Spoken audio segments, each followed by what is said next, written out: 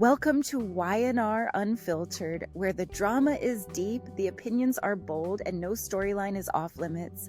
Welcome, soap lovers.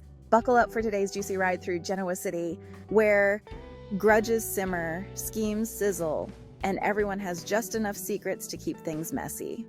It's a lot to unpack, so grab your tea or your coffee, and let's dive into this delicious episode of The Young and the Restless. So let's talk about Sharon and Phyllis, the frenemy summit.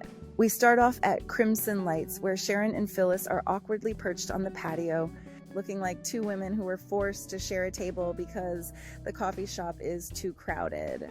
Spoiler alert, it's not. Phyllis wastes no time cutting through the pleasantries.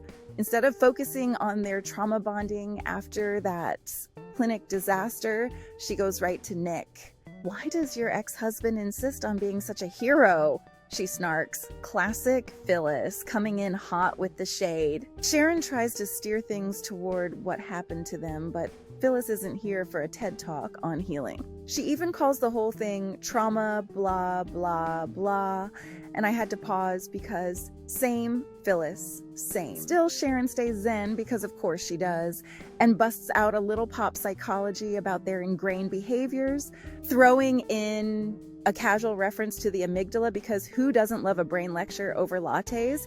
Phyllis, that's who. She gives Sharon a look like, "Girl, I didn't sign up for community college today." Eventually, they get real. Phyllis admits that her hatred for Sharon is still alive and well, thriving like a cactus that doesn't even need watering. Sharon, in full therapist mode, assures her that's totally valid. No one's saying they have to braid friendship bracelets or follow each other on Instagram. Progress is progress. So Sharon and Phyllis go stargazing, sort of.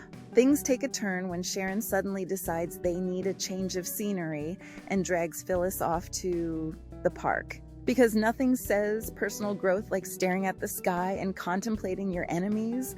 Phyllis, predictably, isn't impressed. She's all, what are we doing here? Meditating, channeling our inner yogis. Sharon insists it's not that deep, but Phyllis isn't buying it.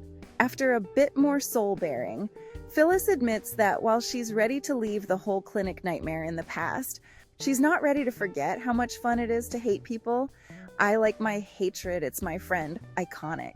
But she's willing to try, and Sharon agrees. Baby steps, people, baby steps. Nosy Victor and messy Lily, the mustache, has some kind of receipts. So over at the Newman ranch, Victor is being his usual ominous self as he hands Lily a glass and drops some intel on Damian and Dumas. And let me tell you, Victor looks like he's been waiting all day to spill this tea. Lily is shocked. Why is Victor still digging around in her business? Does he have an ulterior motive? Spoiler alert, of course he does. It's Victor Newman. But he plays it cool, saying he and Nikki just want to help her smooth things over and honor Neil's legacy. Right, sure, let's go with that. Victor then warns her not to trust Damian. Apparently Damian's been on Dumas' payroll this whole time, gathering intel on the Winters family 3 months before they even reached out to him. Shady much? Lily is understandably rattled and heads off to Crimson Lights to fill her brother in on the tea. Of course, he's ever the skeptic, immediately smells a rat. Looks like Damian's days as a trusted family member are numbered. So we have Billy and Sally, secrets, salads, and sexy time. Meanwhile, at Billy's place, he and Sally are having a low-key dinner, except Sally can't shake the feeling that something's off. And let's be real, when isn't Billy hiding something? As they munch on salads, Sally casually asks why the mysterious Aristotle Dumas is blowing up Billy's phone after hours.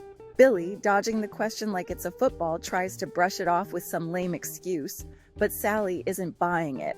Eventually, he confesses that Dumas reached out a few weeks ago to commiserate about how Victor and Jill have both done him dirty. Sally can see that Billy's still nursing some serious mommy issues, but she doesn't push. Instead, she reassures him that he's got what it takes to succeed. So we have Billy and Sally, secrets, salads, and sexy time. Meanwhile, at Billy's place, he and Sally are having a low-key dinner, except Sally can't shake the feeling that something's off. And let's be real, when isn't Billy hiding something? As they munch on salads, Sally casually asks why the mysterious Aristotle Dumas is blowing up Billy's phone after hours. Billy, dodging the question like it's a football, tries to brush it off with some lame excuse, but Sally isn't buying it. Eventually, he confesses that Dumas reached out a few weeks ago to commiserate about how Victor and Jill have both done him dirty. Sally can see that Billy's still nursing some serious mommy issues, but she doesn't push. Instead, she reassures him that he's got what it takes to succeed. Cue the romantic music, they toast to new beginnings. Then, before you know it, they're upstairs getting busy. But just when you think Billy's finally going to relax, he sneaks off post-hookup to call Dumas back, and y'all, it's shady AF. He whispers something about a quid pro quo, and suddenly it's clear that whatever Billy's up to, it's not good. And finally, Phyllis and Sharon hit society. So now at society, Sharon and Phyllis are trying to cheer to their newfound tolerance, frenemyship. Whatever it is, it's still awkward. They talk about their nightmares and the lingering trauma from the clinic.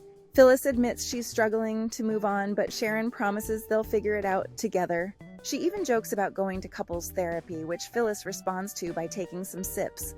Baby steps, indeed. So here's my final thoughts. And that's a wrap, folks. Will Sharon and Phyllis actually keep the peace, or is this just a temporary truce? What's Billy really up to with Dumas? And how long before Victor swoops in to say, "I told you so"? Stick around, because in Genoa City, the drama never sleeps. Don't forget to like, comment, and subscribe for more recaps, because you know I'll be here spilling all the tea and throwing all the shade. Until next time, stay messy and stay fabulous.